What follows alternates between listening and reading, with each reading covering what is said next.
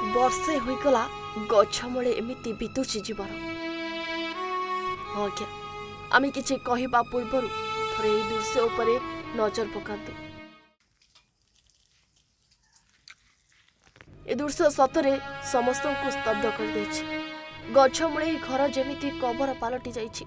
टळमळ हेउछि bounce आ माटी रे लुटुछि अधा पोता बाउंस आ ता उपरे घोड़ा होइथिबा अधा चिरा फटा पालरे जेमिति जीवन नाही। क्षत विक्षत होई पड़ी रही घर।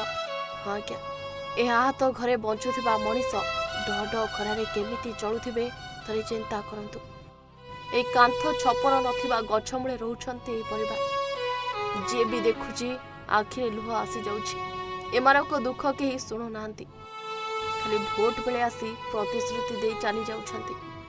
एभली घटना सामनाକୁ ଆସିଛି मयूरभंज जिला बरडा ब्लॉक अंतर्गत जुआली भंगा पंचायत अधीन पूर्णचंद्रपुर गाँव वार्ड नंबर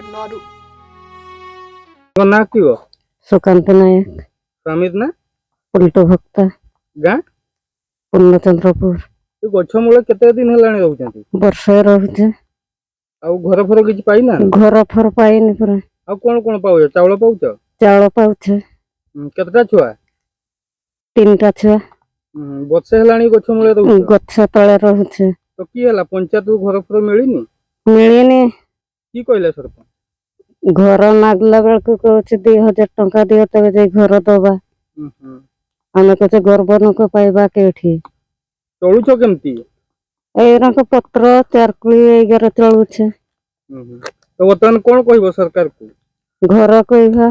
हाँ क्या लोधा संप्रदायर युवक पटुल भक्ता और तांको स्त्री सुकांती नायक छोट छोट दुई पुओ और गोटे कहल कुनी झियो सहित 1 वर्ष हेबो एही कमला गछ मूले आश्रय नेउछन्ती। सरकारी चावल गंडा को छाड़ी देले आउ किछि मिलुनी। स्वामी पटुल भक्ता जंगलरू चार कोली तोली आनी जहा बिकंती सेथिरे ही परिवार चले। एते दारिद्र्यर सीमारेखा तले रही पेशी होउछन्ती एही लोधा परिवार। छुआ को खंडे वस्त्र देवाकू भी एमानक पाखरे सक्षम नाही। छोट छोट 3 छुआ एमिति बाहरे बुलुछन्ती। प्रचंड ग्रीष्म प्रवाह सांगकू वर्षा पवन रे एमिति दिन काटुछन्ती एही कमला गछ मूले। एभली स्पर्शकातर घटना को नै उद्वेग प्रकाश पाइछि। प्रशासन उपरे उठिछि प्रश्न। डॉक्यूमेंट नाही बोली सरकारी सुविधारु एमाने बाछंद होई पड़िछन्ती।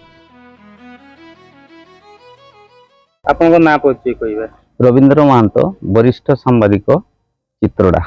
अत्यंत लज्जाकर विषय सरकार योजना एभली योजना करुछंती लोकाभिमुखी योजना बहुत खाता पत्र रे काम होउछि हेले वास्तव रे लोकंक पाखकू पहुंची पारुनी। सेमानकू तुरंत सरकार सहायता तांकर घर खंडे तापरे बास माने पिंधिबा वस्त्र बासगृह खाद्य जोगई देवा उचित। एति जने 2 जन तो देखुच सामान्य गछ तले रहउचंती।